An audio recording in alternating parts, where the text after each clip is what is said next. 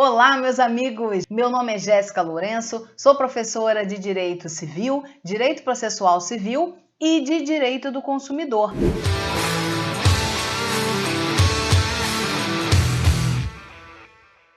Iremos tratar de alguns tópicos relevantíssimos para sua prova em Direito Civil. Então vamos lá, vamos direto aqui para o nosso estudo. Bom, o primeiro ponto que eu queria falar com vocês é sobre a teoria das incapacidades. Ora, qual é a regra? A regra é que as pessoas sejam capazes. E quando a gente fala em capacidade plena, estamos falando da conjugação da capacidade de direito e da capacidade de exercício. Quem tem capacidade de direito e capacidade de exercício tem capacidade plena. Capacidade de direito todo mundo tem. É íncita a todo ser humano. Todos que têm personalidade jurídica têm capacidade de direito, capacidade de ser titular de direitos e de obrigações. Todos têm, certo? Já quando a gente fala em capacidade de exercício, nem todos têm. Capacidade de exercício é a capacidade de exercer por si só os atos da vida civil. Ora, justamente porque nem todos têm a capacidade de exercício, é que nós precisamos estudar a teoria das incapacidades. E quando a gente fala em incapacidade, temos que lembrar que nós temos os absolutamente incapazes e os relativamente incapazes. Vamos ver quem são os absolutamente incapazes. Artigo 3º do Código Civil, são absolutamente incapazes de exercer pessoalmente os atos da vida civil. Quem? Ora, os menores de 16 anos. Então, primeira observação aqui, ó, capacidade de exercício. Eles não têm capacidade de exercer por si só os atos da vida civil. E quem são esses absolutamente incapazes? Exclusivamente os menores de 16 anos. Exclusivamente, não existe nenhum outro absolutamente incapaz. Somente o menor de 16 anos. Esse menor absolutamente incapaz, como ele não pode exercer pessoalmente os atos da vida civil, ele precisará ser representado. Por quê? Artigo 166, inciso 1 do Código Civil. É nulo o negócio jurídico quando celebrado por pessoa absolutamente incapaz. É claro, estamos falando aqui se esse absolutamente incapaz estiver sem a devida representação. Se ele não estiver representado, esse negócio jurídico será nulo. Artigo 166, inciso 1. Beleza, esses são os absolutamente incapazes, os menores de 16 anos. E os relativamente incapazes? Ora, aqui o artigo 4º traz para a gente. São incapazes relativamente a certos atos ou a maneira de os exercer, os maiores de 16 e os menores de 18, os ébrios habituais e os viciados em tóxico, aqueles que, por causa transitória ou permanente, não puderem exprimir sua vontade, e os pródigos. Esses são os relativamente incapazes. Ora, se de um lado o absolutamente incapaz tem que ser representado, o relativamente incapaz precisa ser assistido. Artigo 171 vem e diz para a gente o seguinte: além dos casos expressamente declarados na lei, é anulável o negócio jurídico, inciso 1, por incapacidade relativa do agente. Então, se esse relativamente incapaz praticar um ato da vida civil sem a devida assistência, esse negócio é anulável. Então, muito cuidado em relação à diferença do que vai acontecer se o incapaz realizar um ato, dependendo se ele é absoluta ou relativamente incapaz, certo? Bom, então sabemos aí que capacidade plena, capacidade de direito com capacidade de exercício. Alguns não têm a capacidade de exercício, por isso são chamados de incapazes.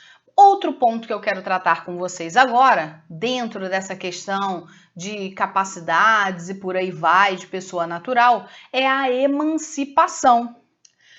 O artigo 5º caput diz o seguinte: a menoridade cessa aos 18 anos completos, certo? Tanto que o absolutamente incapaz é o menor de 16. Um dos relativamente incapazes é o maior de 16 e menor de 18. Por quê? Porque aos 18 completos cessa a menoridade, ok? Essa é a regra, ok? Isso aqui é a regra, perfeito? E aí, emancipação está em que momento? Aqui, ó. Parágrafo único do artigo 5º trata da emancipação e diz o seguinte: cessará para os menores a incapacidade. Atenção, meus amigos, com a emancipação, o que cessa para os menores é a incapacidade e não a menoridade. Com a emancipação, eles continuam sendo menores, porque a menoridade, a maioridade, só vai ser atingida aos 18 anos completos, certo? Então, eles continuam sendo menores, mas eles têm capacidade para exercer os atos. O que cessa, portanto, com a emancipação é o quê?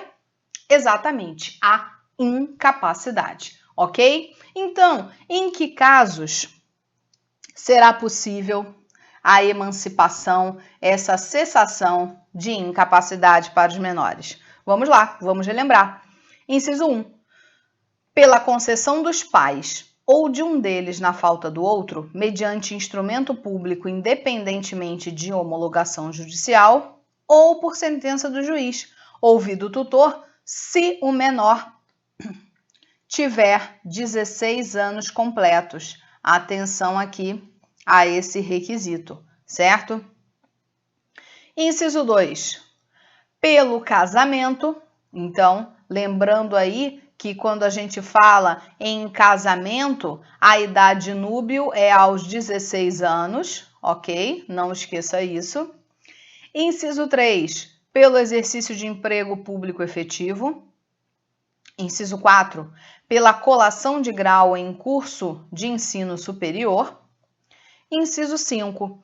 Pelo estabelecimento civil ou comercial ou pela existência de relação de emprego, desde que em função deles o menor com 16 anos completos tenha economia própria. Então, atenção aí, esses são os casos em que existe a possibilidade de cessar a incapacidade para o menor por meio da emancipação, por meio dessas ocorrências aí. E muita atenção a cada detalhe. Quando mencionado, sempre que, por exemplo, aqui, se o menor tiver 16 anos completos, com 16 anos completos, esse requisito aí para a emancipação. Perfeito? Agora eu gostaria de falar com vocês como que ocorre a extinção da personalidade civil. Quando a gente fala em extinção da personalidade civil, você tem que lembrar sobre os tipos de morte que existem.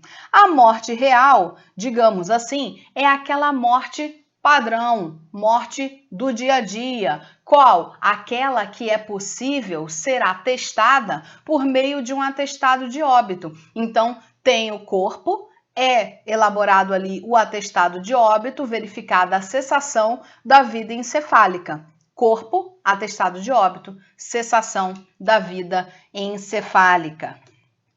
No entanto, existe também os casos em que não há o corpo. Se não há o corpo, não é possível fazer o atestado de óbito para verificar se ainda existe vida, se não há e por aí vai. Esses são casos de morte presumida. Quando a gente fala de morte presumida, é que, embora não tenha o corpo, você presume, em virtude de algumas situações, que aquela pessoa morreu. Então, a morte presumida está aqui. Essa morte presumida, lembrem-se, ela pode ser com declaração de ausência ou sem declaração de ausência. Atenção, somente será sem declaração de ausência se estivermos diante de algumas das duas hipóteses do artigo 7º do Código Civil. Se não tem artigo 7º do Código Civil configurado, tem que haver o procedimento de ausência do artigo 22 do Código Civil e seguintes, ok? Então, somente dispensa o procedimento de ausência no caso do artigo 7º. Olha, atenção, lá no artigo 7º é fundamental que você faça a leitura. Então, são esses exemplos assim, quando é muito provável que aquela pessoa que está sumida pelas circunstâncias, que ela tenha falecido. Então, ela resolveu pegar um balão sem GPS, por aí vai, e nunca mais apareceu. Então, você não achou o corpo, não achou nada, mas é muito provável, pelas circunstâncias, teve uma forte tempestade, ventanias e por aí vai, que aquela pessoa tenha desaparecido, um naufrágio em um cruzeiro, uma queda de helicóptero. Então, faça agora a leitura do artigo 7º.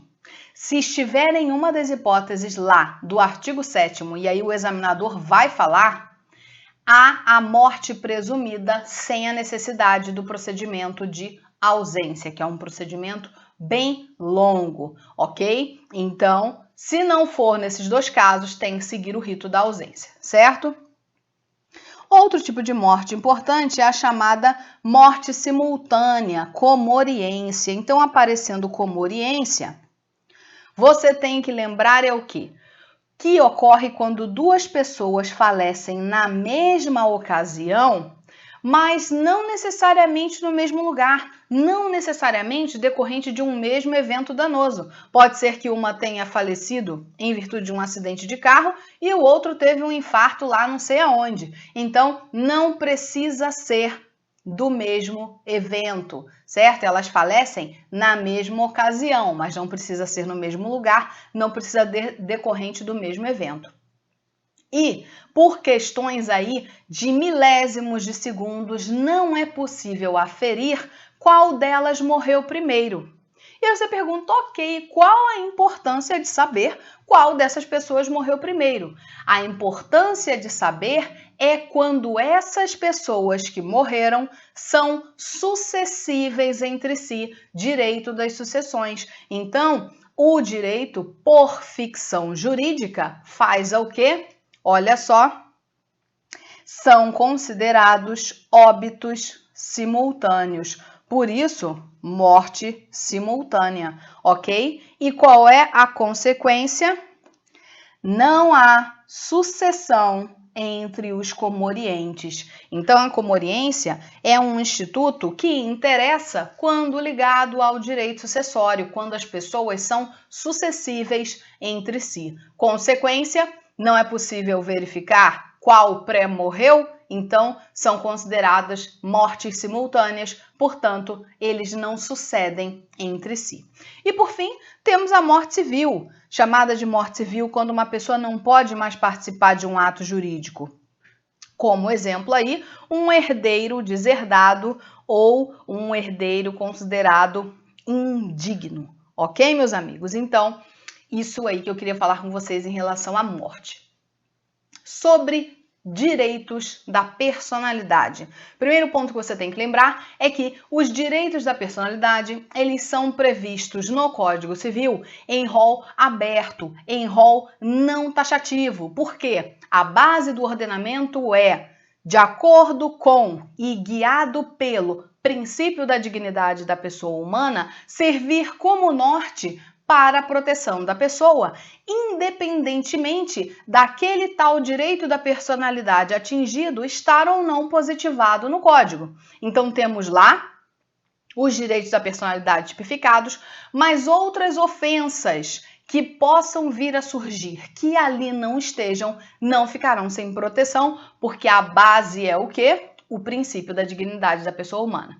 Esses direitos da personalidade, primeiro ponto, são indisponíveis, como regra. Mas atenção, essa indisponibilidade, ela é relativa. Por quê? Eles podem sofrer o exercício dos direitos da personalidade, pode sofrer limitação voluntária, desde que não seja permanente nem geral. Ou seja, é uma relativa indisponibilidade, ok? O ato ele precisa ser específico, não pode ser geral, e precisa ser transitório, não pode ser permanente. Então, é nesse sentido que pode haver uma limitação. Essa indisponibilidade, ela é relativa. Eles também são imprescritíveis. Ora, não existe um prazo para que seja exercido um direito da personalidade, mas cuidado, isso não se confunde com a prescritibilidade da pretensão indenizatória. Então, a pretensão indenizatória, após ocorrido um dano à personalidade, ela prescreve. O que não prescreve é o direito, certo? Esse exercício. Vejamos então, não se confunde com a prescritibilidade da pretensão indenizatória, decorrente de um eventual dano à personalidade. Nesse caso, vai prescrever normal, prazo lá do artigo 206, parágrafo 3º, inciso 5 do Código Civil, que já deixo a recomendação de leitura para que vocês saibam os prazos de prescrição do artigo 206, ok? Artigo de extrema importância. Agora, sobre pessoa jurídica. Ora, em relação à pessoa jurídica, queria falar rapidamente aqui sobre as associações.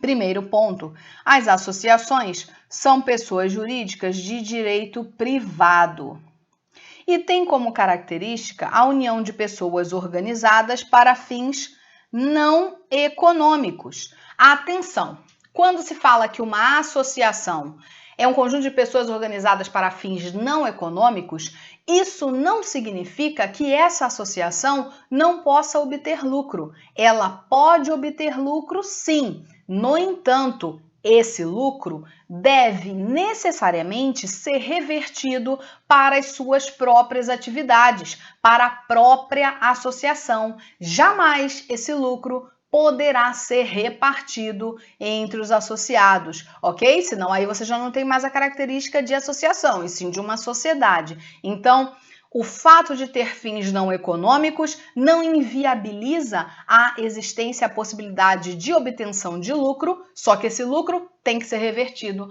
para as atividades da fundação, em melhoria à manutenção das atividades da associação.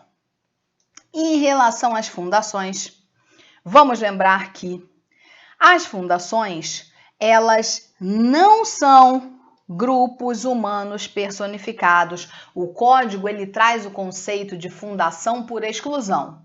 Olha, fundação não tem nada a ver com um grupo de pessoas ali para exercer alguma coisa. Não são grupos humanos personificados. São o quê? Um patrimônio destinado a um determinado fim. Então, elas resultam da afetação de um patrimônio destinado a um determinado fim, um patrimônio afetado para um determinado fim. E isso pode se dar por testamento ou por escritura pública, que faz o seu instituidor essa afetação de patrimônio para a realização de quê? De uma finalidade específica, ok? Então, fundação. Falou em fundação, vem aí na sua cabeça o quê? A ideia de afetação patrimonial, certo? Meus amigos, agora uma observação aqui, um ponto importante que eu queria assinalar com vocês sobre bens. Lá no Código Civil, no artigo 80, depois no artigo 83, o legislador trouxe algumas espécies de bens chamados bens por determinação legal. E nisso nós temos a categoria dos bens móveis por determinação legal e os bens imóveis por determinação legal. Quando a gente fala de bens móveis e imóveis por determinação legal, você tem que saber que bens são esses. Então, primeiro, bens imóveis por determinação legal, lembrando que eles assim o são por ficção jurídica, porque o legislador pretendeu dar a essas situações aqui uma maior proteção, uma maior segurança jurídica. Então, quais são os bens imóveis por determinação legal? Os direitos reais sobre imóveis e as ações que os asseguram, e o que mais? Direito à sucessão aberta. Direito à sucessão aberta é um bem imóvel por determinação legal, ok? Então, vamos ver aqui agora os bens móveis por determinação legal. Artigo 83 do Código Civil. Quem são esses bens móveis? Porque assim a lei determina. As energias que tenham valor econômico, os direitos reais sobre objetos móveis e as suas ações correspondentes, os direitos pessoais de caráter patrimonial e as respectivas ações. Portanto, cuidado para você não confundir as hipóteses. Tem que saber quais são os bens imóveis por determinação legal e os bens móveis por determinação legal. Outro ponto importante para você lembrar diz respeito à diferença entre pertenças e partes integrantes. Você lembra? Quando a gente fala em pertenças, são coisas que são destinadas a, olha aqui, conservação ou facilitação do uso de coisas principais, ok? Sem que delas, olha o ponto-chave, sem que delas sejam parte integrante. Então, as pertenças não são partes integrantes da coisa principal, mas são destinadas a conservá-la, a facilitar o seu uso, ok? Então, em decorrência disso, as pertenças, elas têm individualidade e autonomia. Por exemplo, as máquinas de uma fábrica. Então, elas são pertenças, elas não são parte integrante desse bem aqui principal, certo? Mas são destinadas a conservar, facilitar o seu uso, mas conservam sua individualidade e sua autonomia. Já quando a gente fala propriamente em partes integrantes, são bens acessórios que estão unidos ao bem principal, e aqui o ponto-chave é esse, formando com ele um todo independente, certo? As partes integrantes, elas são desprovidas de existência material própria. Ora, a lâmpada em relação a um lustre. A lâmpada existe para ser colocada em um bocal e então acender. Então, pode ser num lustre, pode ser num refletor, pode ser em um ventilador de teto, pode ser diretamente no imóvel, mas ela existe em função de um bem principal e forma com ele um todo independente. Elas não têm existência material própria. Você até a vê ali, você pode pegar, mas ela não existe isoladamente falando, certo? Ela existe em relação a um outro bem. Ok? Então, muita atenção aí a essa diferença importante. Sobre negócios jurídicos, eu queria trazer aqui para vocês alguns pontos importantes sobre os planos do negócio jurídico. Lá, de acordo com o conceito clássico de Pontes de Miranda, nós temos 3 planos. O plano da existência, da validade e da eficácia.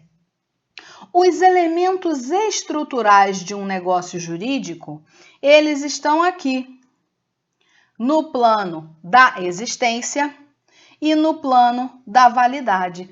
Porque aqui, no plano da eficácia, nós teremos o quê? Elementos acidentais, ok? Então, como que se dá isso até aqui?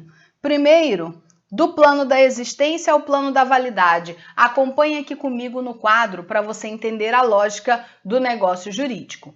Para que nós tenhamos um negócio jurídico existente, é preciso que haja um agente emanando uma vontade em relação a um objeto, obedecendo uma determinada forma, se assim houver prescrição em lei. Beleza. Se houver isso, temos um negócio existente. Agora a gente tem que ver se esse negócio é válido. Como que a gente vai verificar? Vamos verificar se esse agente é capaz. Se essa vontade teve sua manifestação livre, se sobre ela não existe a incidência de algum defeito, de algum vício de vontade, erro, dolo, coação, por exemplo. Esse objeto em relação ao qual houve essa manifestação de vontade livre é preciso que seja lícito, possível ou determinável. E mais, é preciso que tenha se obedecido à forma adequada e pode ser que não haja nem prescrição de forma específica, que seja a forma livre. Se for livre, esta vai ser a forma adequada. Se houver uma prescrição em lei em relação a uma forma, é aquela que será a forma adequada. Então, esses aqui são os elementos estruturais do negócio jurídico. É o que precisa para um negócio jurídico, primeiro, existir e depois ser válido. Agora, temos aqui, ó, nesta outra coluna, os elementos acidentais. Ora, quando a gente fala em elementos acidentais, eles não são obrigatórios para a existência do negócio jurídico, eles podem existir ou não. E, classicamente, além de outros elementos, é claro, nós temos o que aí? A condição, o termo e o encargo, que são situações que, se existentes, irão afetar o quê? Não a existência, não a validade, mas sim a eficácia desse negócio jurídico. Dentro disso, meus amigos, vocês precisam lembrar o que é uma condição, o que é um termo e o que é um encargo. Bom, quando a gente fala em condição, vocês precisam lembrar que estamos sempre aqui no campo da eficácia, vai subordinar o efeito do negócio jurídico a quê? A um evento futuro e incerto. Essa condição pode ser suspensiva ou resolutiva. A suspensiva é aquela que, enquanto não se der, enquanto não se implementar, esse negócio jurídico não está produzindo efeitos. Certo? Já a resolutiva é ao contrário. O negócio jurídico está produzindo efeitos e, quando ela ocorre, cessam os efeitos do negócio jurídico. Temos também o termo. O termo, diferente da condição, ele vai subordinar também a eficácia do negócio jurídico a um evento futuro, porém, a um evento futuro e certo. Aqui existe a certeza. O termo, ele pode ser inicial ou final. O inicial diz respeito ao início dos efeitos do negócio e o final diz respeito ao momento em que cessam os efeitos do negócio jurídico.